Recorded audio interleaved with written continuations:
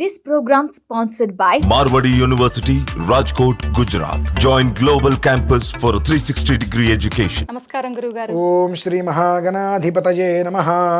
గురుగారు, అమావాస్య అసలు ఏంటి గురుగారు? అమావాస్య అనగానే అందరూ భయపడిపోతుంటారు, ఒక అశుభ దినంగా భావిస్తారు. ఏ శుభకార్యం చేయొద్దు, ఆ రోజు ఎటువంటి పనులు మొదలు పెట్టొద్దు అంటుంటారు. అమావాస్య గురించి ఒకసారి వివరించండి. జీవితంలో ఎదగాలి, బాగుండాలి, క్షేమంగా ఉండాలి, సుఖంగా ఉండాలి, ఆరోగ్యంగా ఆనందంగా ఉండాలి అనుకునేవారు అమావాస్యని చక్కగా ఎంతో యోగ్యకరమైన రోజుగా తీసుకుంటారు.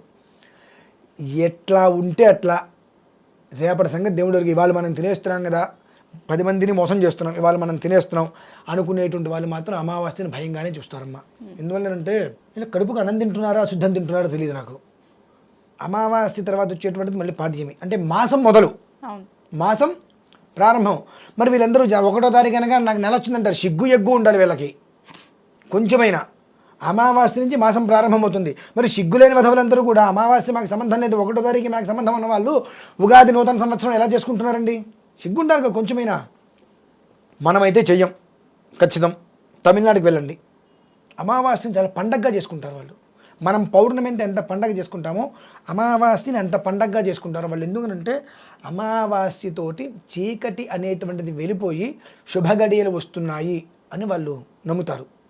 2, సౌరమానాన్ని అనుసరించి, సూర్యుడు నడిచే విధానాన్ని అనుసరించి వాళ్ళు పంచాంగాలు రాస్తూ ఉంటారు. కాబట్టి ఆ సౌరమాన విధానంలో అమావాస్య చాలా గొప్పది మనం అనుకుంటాం. ఎందువల్లంటే ఇదంతా కూడా మన మీద రుద్దబడిందమ్మా, కేవలము కూడా రుద్దబడింది. ఎట్లా రుద్దబడింది?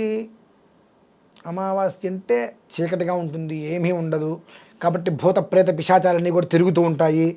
ఈ మాంత్రికులందరూ కూడా ఆ సమయంలోనే భూత ఆవాహనలు చేస్తూ ఉంటారు, చేతబళ్ళు చేస్తూ ఉంటారు, ఇవన్నీ మన మీదకి వచ్చేస్తూ ఉంటాయి అని చెప్పి ఏది చేసినా చీకట్లో కలిసిపోతుంది. ఆ ఒక్క విషయం గమనించట్లా.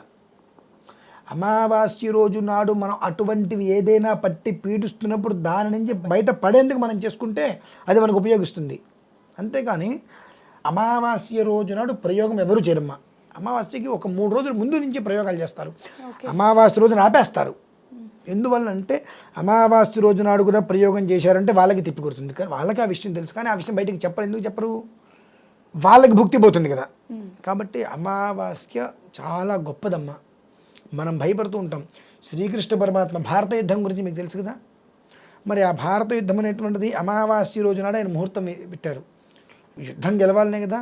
అంతకన్నా గొప్ప వాళ్ళమా మనం? దాన్ని కాదని ఎంత అంటే 18 అక్షౌహిణీల సేనని మొత్తం అంతా నిర్వీర్యం చేసి పాండవులు గెలుస్తారు, యుద్ధం గెలుస్తుందని ముహూర్తం అనేటువంటిది అమావాస్య రోజు నాడు ఆయన విజయాన్ని కాంక్షించి ముహూర్తం పెట్టారు ప్రారంభానికి. అమావాస్య పనికిరాదు అని చెప్పడానికి మనం అంతకన్నా పెద్ద సిద్ధాంతులమా? అంతకన్నా విషయ పరిజ్ఞానం ఉందా? కాకపోతే మన గొప్పతనం బయటికి తెలియాలంటే మనం ఏదో ఒకటి ప్రత్యేకంగా సృష్టించాలి. కాబట్టి ఆషాఢ అమావాస్య ఎట్లా, శ్రావణ అమావాస్య ఎట్లా, కొన్ని ఉంటాయి. అది వచ్చినప్పుడు ఆ మాసంలో, ఆ మాసాంతరితంలో వచ్చేటువంటి కాస్త మంగళవారాలు కానీ ఆదివారాలు కానీ వచ్చే నక్షత్రాలను దృష్టిలో పెట్టుకొని కొన్ని అమావాస్యలకి దుష్ప్రభావ స్థితి ఏర్పడుతుంది. ఎలా ఏర్పడుతుంది అంటే ప్రయోగాలు చేసే వాళ్ళందరూ కూడా వీళ్ళు చేసేటువంటి ప్రయోగానికి సంబంధించిన కూడా 4 రోడ్ల కొడలీలు ఉంటాయి, అక్కడ పడేస్తారు. ఈ అమావాస్య సమయంలో వీళ్ళందరూ కూడా ప్రయాణాలు చేస్తున్నప్పుడు అవి దాటవలసి ఉంటుంది. ఎవరైతే బలహీనులు ఉంటారో, ఎవరు బలహీనతతో ఎవరు ఉంటారు? బలహీనులు అంటే బలం లేని వాళ్ళు కదండి.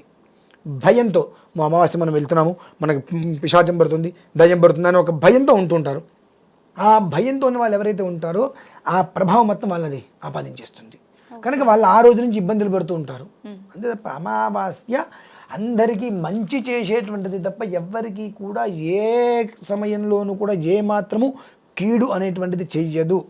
మన మనస్సు అనేటువంటిది ఎప్పుడూ కీడు శంకిస్తూనే నెగిటివ్గా ఉంటుంది. కాబట్టి మనకు అది అత్యంత ప్రమాదకరమైన అమావాస్యగా మనకు కనిపిస్తుంది.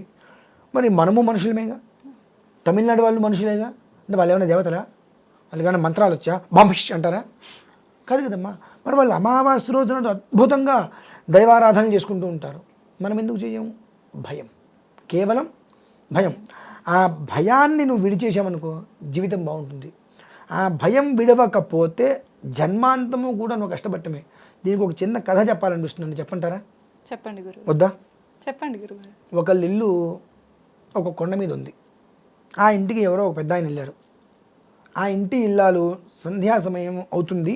ఆ సంధ్యా సమయం అవుతున్న సమయంలో సరే ఇంట్లో దీపాలు అన్నీ పెట్టుకుందాం ఒక 5 నిమిషాలు ఆగి అని చెప్పి ఏదో కుట్టుకుంటుంది. నిన్న మేము ఢిల్లీ వెళ్ళినప్పుడు సాయంత్రం 7:30 వరకు కూడా చీకటి పల్ల. అలా ఈ కుట్టుకునే సమయంలో చీకటి పడిపోయింది అక్కడేమో పాపం. అంటే ఒక్కొక్కసారి 5:30కే చీకటి పడిపోతూ ఉంటుంది, ఒక్కోసారి 7:30 అయినప్పటికీ కూడా శీతాకాలం పొద్దెక్కుంటుంటారు, అట్లా చీకటి పడుతుండదు. ఆ రకంగా వాడు కుట్టుకుంటుంది. ఒక 5 నిమిషాల ముందు చీకటి పడిపోయింది. సరే అదే సమయంలో కరెంటు పోయింది. ఇవి దీపం వెలిగిద్దాం అనుకుంది పాపం, ఈ లోపే కరెంటు కూడా పోయింది. ఆ సూది అవన్నీ అక్కడ పెట్టి దీపం వెలిగిద్దాం లోపలికి వెళ్తుంటే, అమ్మ అక్కడ తేలు చూశానమ్మా అన్నాడు ఆ ఇంటికి వచ్చిన పెద్ద మనిషి. ఏంది? ఆడుతూ పాడుతూ ఆట పట్టిద్దాము అని. ఆ ఇంట్లోకి ఏది రాదని ఆవిడికి కూడా తెలుసు, ఆట పట్టిద్దామని చెప్పి అన్నారు. సరే ఆవిడ కంగారు ఎక్కడో ఏదో ఉందేమో అని కంగారుతో దీపం తీసుకొచ్చింది.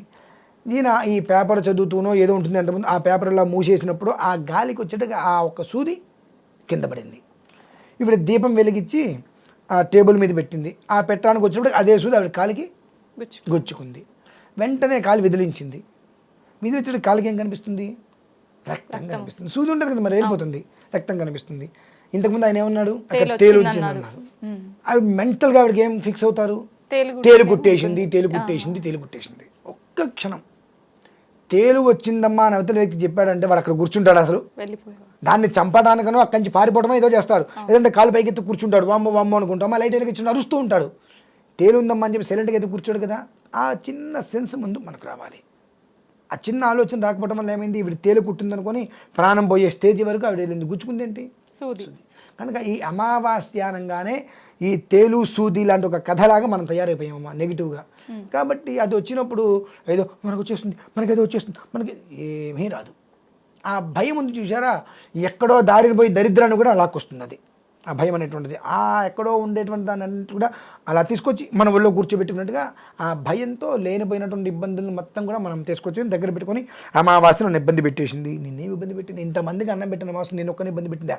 అమావాస్యకు నేనంటే గొడవ, నువ్వంటే పడదా, తగాదా ఉందా నీకు అమావాస్యకి ఏమన్నా? ఏ జన్మలోనా? కాదు కదా.